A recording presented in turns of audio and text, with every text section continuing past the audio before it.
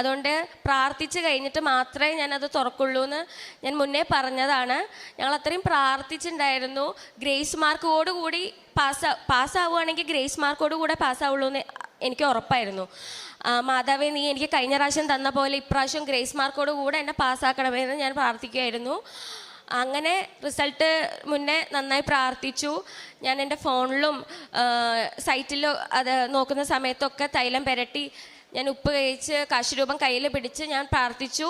Result തുറന്നപ്പോൾ ഞാൻ എല്ലാം പച്ച കളറാവണേന്ന് ഞാൻ പ്രാർത്ഥിച്ചത്. എല്ലാം പച്ച കളറായിരുന്നു. ഞാൻ അത് കണ്ടപ്പോൾ തന്നെ മനസ്സിലായി പാസ്സായി.